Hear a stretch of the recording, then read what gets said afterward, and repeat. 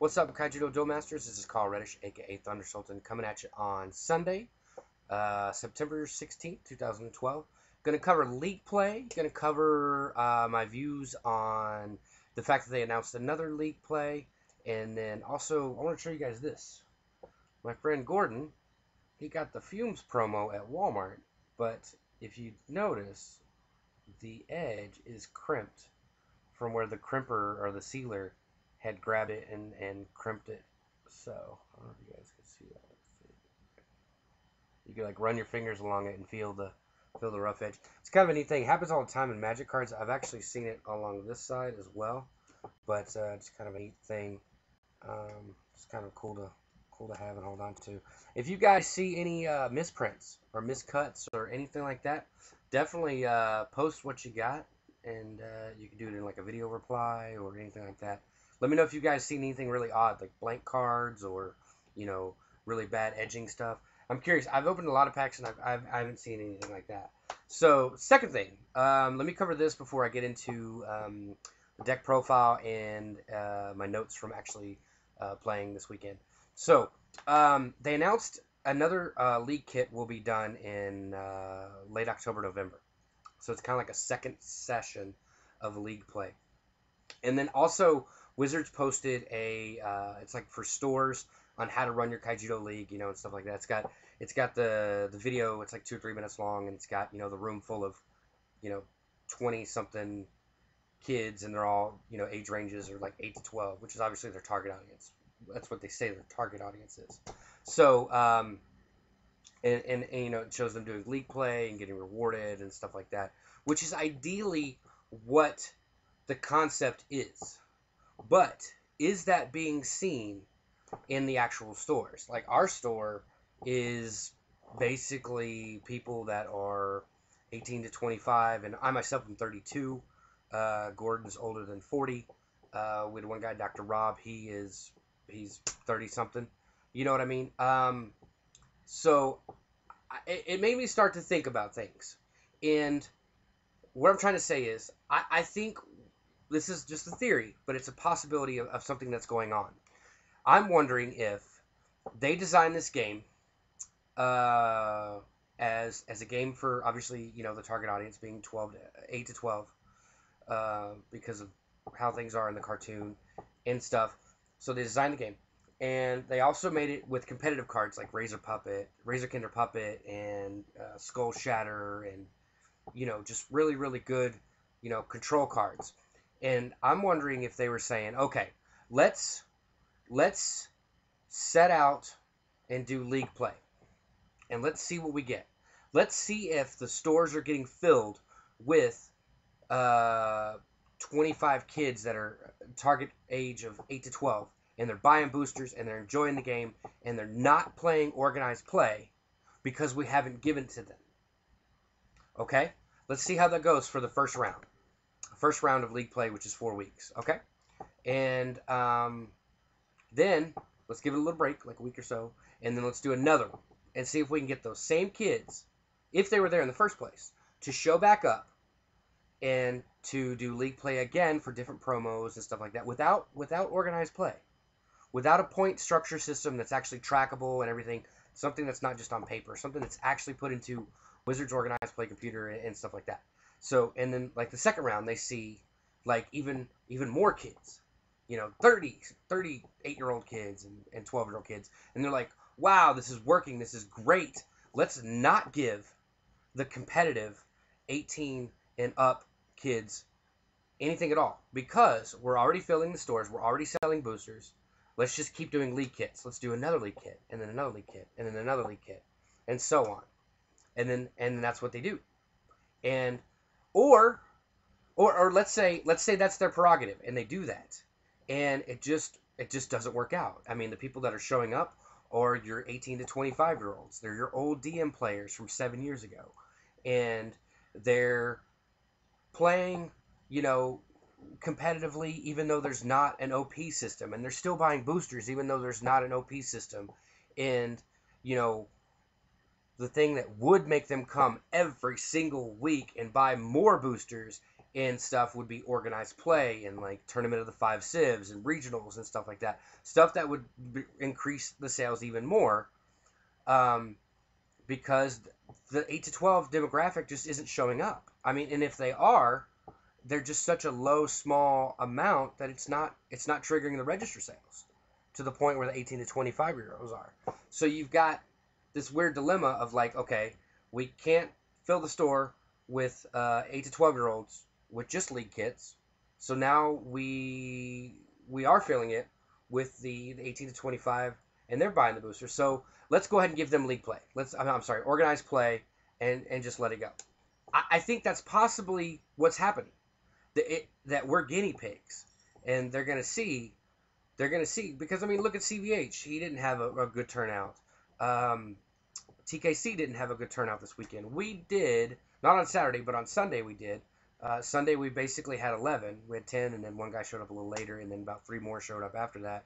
So I mean, if everybody would have gotten together on the right time, there'd be more. But that's going to happen, especially if there's organized play and there's an actual reason to show up. If there's ranking, and then there's more prize support and stuff like that. So that's what I'm getting at. I think we're under a guinea pig situation, and I would love for the stores to get filled up with the target audience, and I would love for those kids to buy the boosters and stuff like that. But I just don't see it happening. I think, unfortunately, you've got a kid's game with a ton of strategy, just in-depth strategy from years and years and years of resolution and design from Magic TCG, and it's just picked up by people that see beyond the cartoon and everything, which is great. Don't get me wrong, the cartoon is amazing. It's an absolutely amazing story, and they will get target audience, but it just won't be the buying power, which is what ultimately matters. What matters to Hasbro, and I think that's what's happening. Or there's another thing that could be happening. They could be working on the software for the online game. They could be working for that. They could be working on that, and it's just not coming through right. Maybe they're trying to do a point-based system instead of an ELO system, and they don't want to run into the same problems that they did with Planeswalker points and stuff, and they're trying to fix that, learning from the rules from that, or learning from the mistakes from last year on Planeswalker points. Maybe they're coming up with a system where you can't intentionally draw, where you have to play out your matches. That way people can't be drawn into top 8 and top 4, and they actually want you to battle. You know what I mean? I don't know. It's hard to say.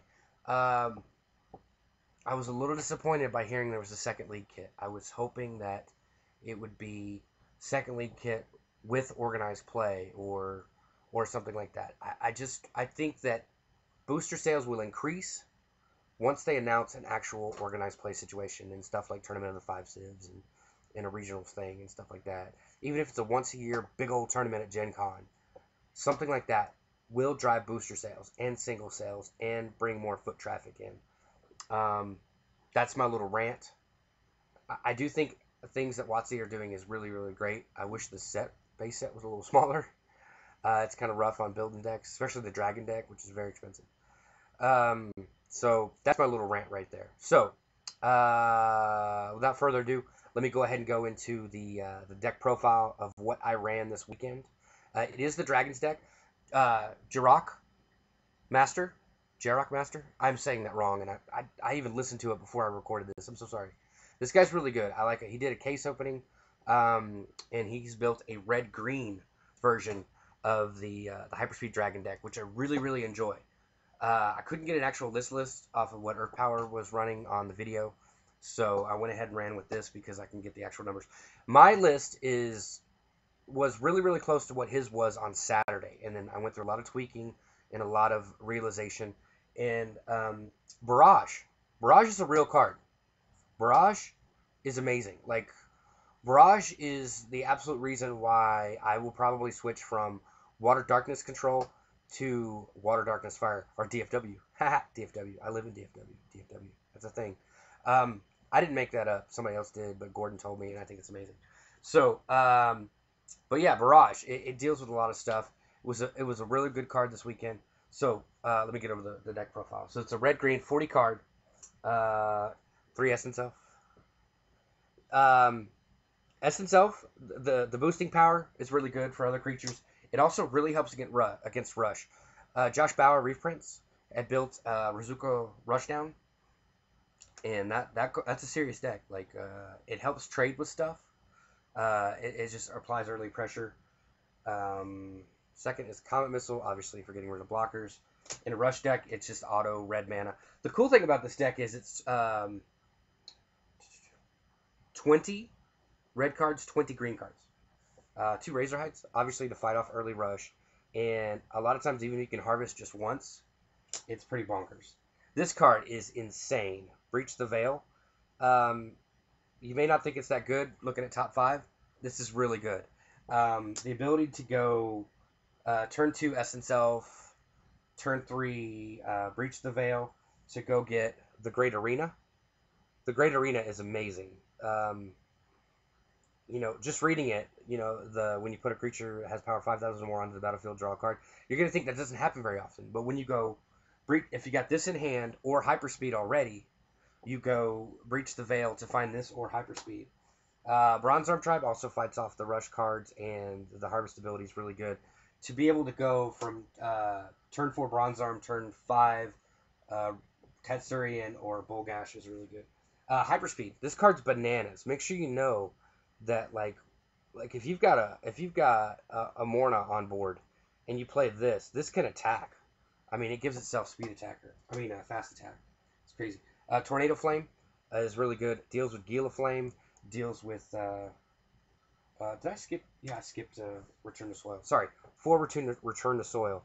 This was Rock Bites, but Rock Bite can't deal with Gila Flame, and this can. That's totally one of the reasons I switched to this. Also, it makes the 20 card split really well. And then, of course, Tornado Flame also deals with Gila Flame. Gila Flame's a big problem for this deck. It's for a lot of decks, actually. But, and then this guy's awesome. The regular Tatsurion, the one from the battle decks. The fact that it has, the ability to go after whatever's in Rush, turn 6 or turn 5 if you Bronze Armed, and stuff like that. It's really, really good. The built-in fast attack is really, really good. 2 Bolgash, because I had to borrow one, so it's kind of like showing it like it was if I had it. But 2 Bolgash was originally 3. Traded one out for the original Tatsurion. It's really, really good. I'd love for it to be 3, but I stick to 40 card decks. 3 Barrage. The fact that this is one-sided now, where it just destroys your opponents, is absolutely amazing. Absolutely amazing. Many, many times. Moorna, 2 Moornas. Was originally 3, but I trimmed it to 2 just to do better. Root Traps, obviously, to get rid of whatever, plus Gila Flame. So, and then this guy is just ridiculous. Boltail Dragon will get you out of so many times, so much trouble all the time. Top decks is amazing, stuff like that. So, 40 card deck, 20-20 split. So, yeah, it'll be in the description below. Same with code cards, same with jurracmaster's original deck build, stuff like that. So we can go from there. So, at this point, I'm going to go over essentially how I did with it. We had 4 rounds of Swiss. I went 3-1, with my only loss being in the very last round to Eric Areola, who was running a Rush deck as well. But his was water. Hold on, I got it right here. I took notes this weekend. I'm getting better at this. He was running Water, Fire, Nature. So I'll get to that in just a second. So basically, we had 10 people, and one guy showed up late. Jay Matthew and his son stayed in Arlington, which is closer to where they live, and they went to a Lone Star Comics in Arlington, Texas. They went to League, played there. They were the only 2 there, and the manager said that they're not starting League until, I guess, the 23rd. So, if there was organized play, like an actual organized play system, you could obviously know that the tournament could start like right then and there. You wouldn't rely on League and stuff. I'm not harping, but I'm just saying organized play would create so much more smoothness. But anyway, we had totally cool thing happen. Cullis, who is Eternal Duelings on YouTube, and his buddy Tommy, They drove down from Paris, Texas, which is about 2 hours away, 2 hours north of us, on a rainy day, and that was unbelievable. Those guys didn't have to do that, but they did it. Did a ton of trading with them, ton of playing with them. They had some old DM decks and some stuff, and we got some play in. Thank you guys for coming down. That was really, really awesome. You guys are some really cool guys. You guys are more than welcome to come down anytime. Anytime there's a big tournament, please come by. You guys are awesome. So round one. Round one, I got to play Cullis. Totally cool. Totally cool. He was playing a Light Water Darkness deck, and game one went pretty darn fast. I won on turn 8. Basically, with Bolgash Dragon being hard-casted, and obviously hard-casted, but and with no Hyperspeed Dragons on board. It was just one of those, didn't take too many notes on it because I was really excited to be playing and stuff like that. But game 2, I took a little bit better notes. His hand was horrible, not going to lie. It was really bad. He didn't have a play on turn 2, 3, or 4. And then his turn 5 was a Keeper of Dawn to get back a Terror Pit that I busted in triggers. But it couldn't hold off the turn 8 Root Trap to push in with 2 Hyperspeed Dragons. The ability to have a Hyperspeed Dragon on board and then to draw one and play it and then fast attack with it is just bonkers. You know, it's like a Gale of Flame that sticks. It's totally cool. We played another game after that just for fun, just to see, hey, not a bad hand, what happens. And he did really good, but he came up with the same conclusion that we had done, where if you can't answer the Hyperspeed on turn 5 with a Death Smoke or something, it's just pretty much, it's hard to recover from that. So round two was with Dr. Rob. His name is Robert Esseroff. He played Duel Masters back in the day, came back because saw all the good cards in base and just jumped right in and picked it right back up. Good guy, man. Glad to have him back. Really glad to have him back. Good guy. We call him Dr. Rob because he's a dentist, so it's just easier to call him Dr. Rob. Basically, he was also playing Light Water Darkness deck, but more blocker heavy with like Thunder Cruiser and stuff like that. I was playing Dragons, and looks like I got Razorhide, the bounce card, turn 4 and turn 5, and but he couldn't answer the Moorna and the Bolgash that I was playing turn whatever. But in that game, game two, I played a turn 4 Bronze Arm Tribe that allowed me to have a turn 5 Bolgash that got Death Smoked. And then that turn 6 produced a regular Tatsurion, from the battle decks.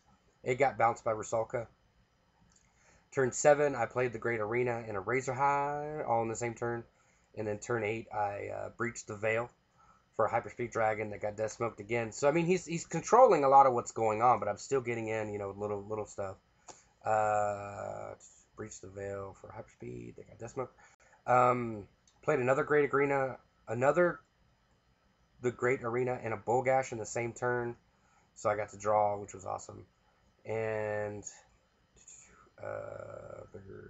the fact that I had a Razorhide before that had already attacked twice, so I was able to get tons of mana and harvest and do all kinds of stuff.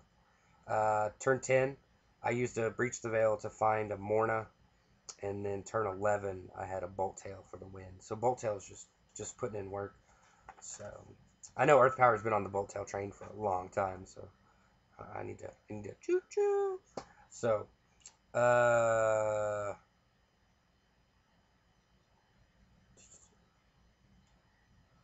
dude, where am I on this one? Sorry. Wow. Okay, that was weird. How am I into that? Game 2. Hold on. I'm almost there. Wow, I need to learn how to edit. Let's see. Oh, round 3. Round 3, I played Josh. This was really cool. Josh was trying to get back his loss from the previous week at League and stuff like that. But basically, game 1, my hand was horrible. Just a bunch of high-cost garbage. And his hand was smooth as silk. I lost on Josh's turn 4, my turn 3, basically. He goes turn 1, Blaze Belcher. Turn 2, Stalker Sphere.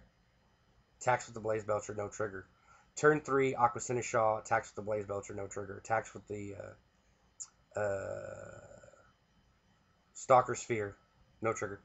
And then turn 4, he plays the Dracon Weaponsmith that he didn't even need. And he attacks with the Blaze Belcher, which I think I got rid of or something. And then the Stalker Sphere, and then obviously the Seneschal he attacked with first so he could draw the card. Didn't even need it. That's a pretty bad game. Pretty awesome on his part. He curved out like a boss. Like a boss. Game 2, Josh stumbled pretty hard and didn't have a creature on board until turn 3. Yeah, turn 3. I was stumbling and I didn't have anything until turn 3, which was a Breach the Veil, and it got me a turn 4 the Great Arena. Then that got bounced by Josh's turn 4 Razorhide. His turn 3 creature was an Aqua Seneschal that hit a Barrage, so I killed the Seneschal and the Razorhide. Thought I was getting right back in the game. Slowed things down. Eventually led to a turn 8 Tatsurion and a Razorhide, followed by a turn 9 Hyperspeed Dragon. Oh yeah. Basically, it led up to a turn 8 Tatsurion and a Razorhide, and then turn 9 I top decked a Hyperspeed Dragon, which gave haste because of the Tatsurion in play. So there you go. So I'm up one game. He's up one game. We're into game 3.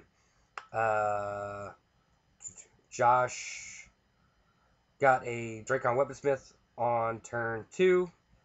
I curved out with a turn 2 Essence Elf, a turn 3 Razorhide, and then a turn 4 Essence Elf.